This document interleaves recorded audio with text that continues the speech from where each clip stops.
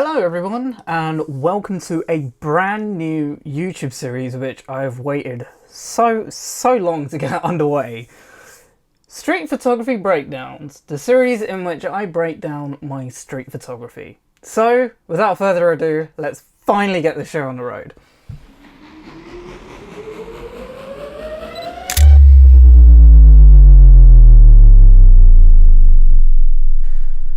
This has been such a widely requested series and it feels so great to finally get this underway.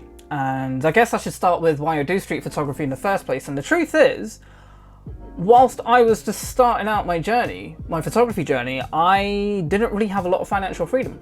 I was very broke and I struggled for money and I couldn't really get to travel anywhere and get all these pretty landscapes and scenes and everything. So I had to really make do with the same city and the same scenes and the same surroundings, and really had to try to find a new way to try and make the same thing look as interesting as possible. And it got very difficult very quickly because after a while it felt like I was photographing the same things over and over and over again, and it's just like, how do I create new interesting content whilst being stuck around the same scenes and surroundings? And so I started to shift my perspective a little bit from the city to the people of the city, and that's when I found street photography. Because street photography, I love it because it's staggering how many wonderful, unique moments are happening, even probably as I'm sat here recording this now. But at the same time, it's like there's just so many instances that is just remarkable. Like when you've gone out to town or city or the public, like there must have been some funny coincidence or some funny scene that you may have witnessed whilst you were just going about your day, and you're just like, I cannot believe I saw something like that, it was crazy. That's kind of what I'm trying to capture, and try and tell as many stories as possible in as many visuals as possible. And it's a little scary because there is the question of ethics about, oh, is it right to photograph people without them knowing? But the thing is, it's like street photographers aren't looking to invade your privacy, but we're trying to capture the beauty of a moment whilst you're in your candid form of life, if that makes sense. I'm not looking to humiliate or embarrass people because that's just horrible. I don't believe in humiliation and all that stuff, but I do believe in capturing rare, beautiful moments of life that can say something wonderful and relatable and maybe even inspirational, who knows? Because at the end of the day, a picture has 1,000 words. So my only hope is with the pictures that I take, you can find 1,000 words in them, or you might interpret a story and hopefully just, you know, really appreciate what you see around you and the funny little coincidences that really happen in life. So the first photo I'd like to start this series with is this one, which I call Loved to Death. Now, the scene here is that you have a man and woman very deeply in love, but the reason why I shot this in this way is because you got the handle that kind of looks like a noose. The male and female perception of love and affection can be very different. On one hand, you can have a man that's very deeply in love and goes above and beyond the ends of the world to express his love for his woman, whereas the woman could see that and may see that as overwhelming. So, you know, when I say love to death, the male perception of love will be that he thinks that he wants to love his woman to death, and, you know, he's actually closer than he thinks, because the way how he might be loving her so deep and pure, it may feel like she's being suffocated and she's got no way out, and therefore that's what the noose is for.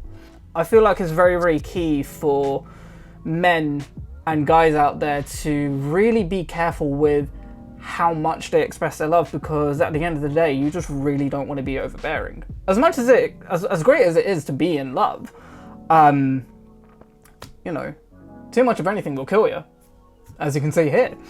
And then for women, I feel like this will be relatable for them as well, because I'm pretty sure there must have been a point where they might have been speaking to someone or have been in a relationship with someone or married to someone even, where they basically felt like this under the false pretense of love. When a woman looks at this, I hope they can relate to that and they can understand the feeling about how this is what they really feel, and they feel like that they're closer than they think when they feel loved to death. So, you know, it's a double meaning between the male and female perception of a man-woman relationship. That's closer than you think. I'm very, very proud of this one because I think, I like to think that this is a picture that speaks volumes. Now this one here, I call it long shot, simply because this picture is quite literally a long shot when we really break it down. So when we see here, we've got two policemen and we got Seth Rogen holding up two fingers. Two looking at two. And he looks like he's photographing these two policemen and reiterating that by holding up the two fingers which represent these two policemen. Then you got the text, unlikely but not impossible, that you can find Seth Rogen looking like he's photographing these two policemen whilst holding two fingers. So you can imagine that to be a long shot, and I guess it's just ridiculous because you can look at it and think it's outrageously funny. I don't know. I mean, I just think it was just such a hilarious timing whilst I was there. One of my rules of street photography is if you see the thing, you get it. You go and get it. It doesn't matter if something comes along or you just brush it off. I don't care. You go and get the shot. So I went ahead and got this. I'm really, really chuffed with it personally because there's a lot of juxtapositions here that really work with each other very, very well. And I'm just really chuffed with it, isn't it?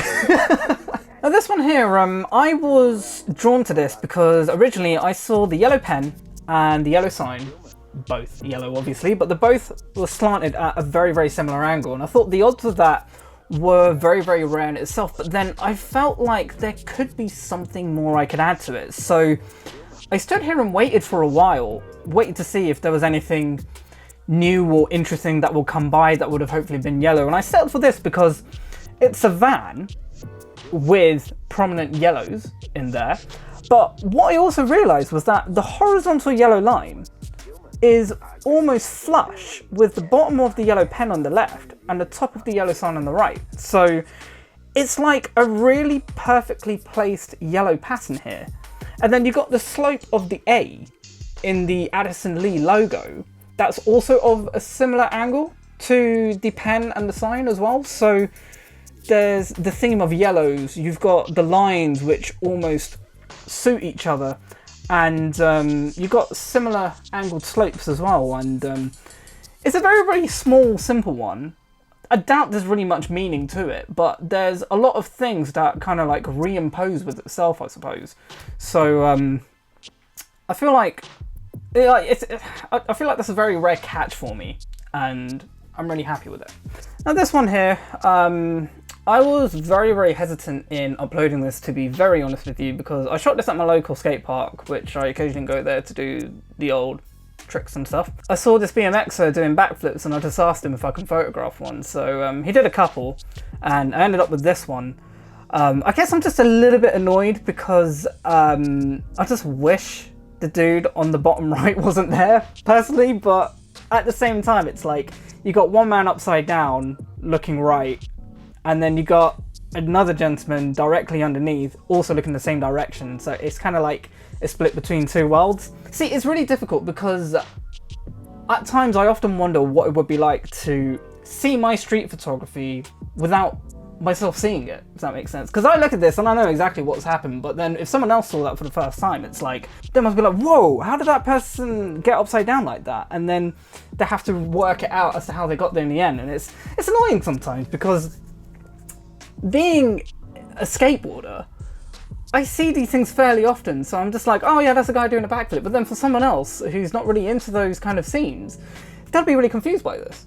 And yeah, I don't know. That's one of the few things that kind of frustrates me about the life I live, is because like when I see these things, I know exactly what's happening, and then I miss having that thrill and confusion of a very disorientating scene, and you have to work out what's happening and how the scene came to be what it is.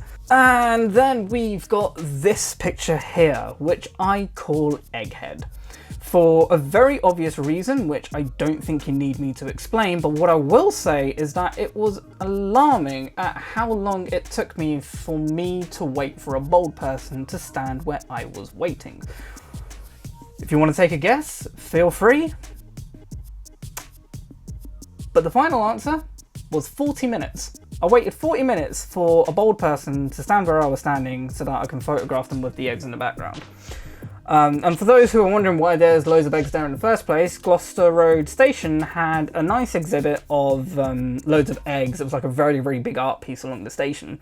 There was just lots of eggs, and for some reason I had never seen nor heard of it before. I just happened to stumble upon it by accident, so obviously this startled me and made me curious, and I had to go and investigate. And you know, when you see things like this, you have to try your luck. So I waited around, worked with what I had to make some photos here, and this was one of the ones that stood out to me the most. I mean, look at it. With this one here, this was a pretty funny one, and it was quite interesting because this actually got recognized by one of the Instagram street photography group things. Like, I don't know, I didn't really see much great in this one, but then at the same time it's like the odds of this happening are pretty rare anyway when you really think about it. I was working for a client when I was at this scene, and I noticed that there were like 5 blonde haired women all in a row almost, and I just thought it just looked quite funny, so I capped it. People looked at it and they thought it was like a glitch in the Matrix, and yeah, I just thought it was like a pretty funny instance to see there. I think in general street photography it's very, very key to look out for patterns in public, because when you see a rare pattern of human features or human behavior, it's just somewhat, I don't know why, but I always feel somewhat appreciative to witness a coincidence like that, because it's just one of those little things that is easy to miss, but then when you pick up on it, it's just kind of like, I don't know, it's just one of those things that just kind of make you smile, I guess.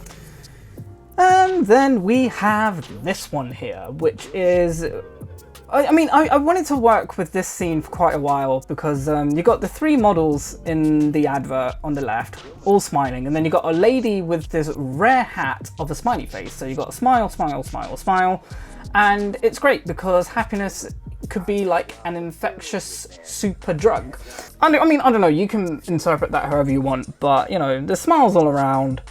Happiness never really killed anyone, and happiness is infectious. So, you know, hopefully you guys see what I'm trying to do here with my street photography. There's just so many moments that I see which make sense to me, and hopefully in capturing these, like, you see it too, or you can create your own narrative so that you guys end up seeing something that I may miss. And that's even better for me, in my personal opinion.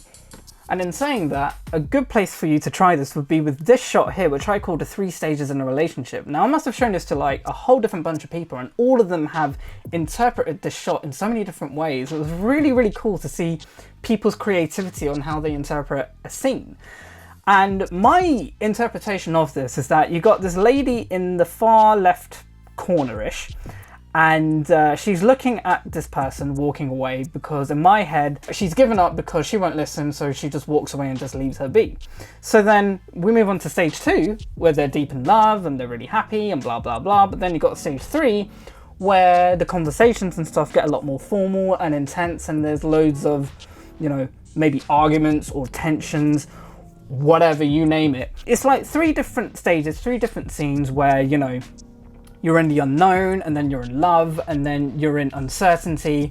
3 different scenes, 3 different variables, but again, you're very welcome to interpret this however you may want to, and just see how you just interpret it and take it for whatever you will. And now I would actually be really, really interested to see what you think of your interpretations of this shot and any of the other shots that I featured in this episode, because I'd really love to see and hear what you guys think of this.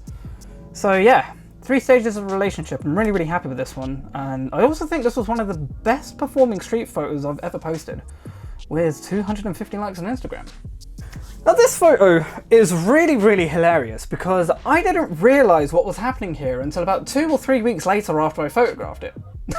Because when I saw this, I was just focused on the guy closest to me with his head down, because I just think it was, I thought it was really, really unnatural for someone to be sat like that. I was just really like heartstruck about how sad he looked.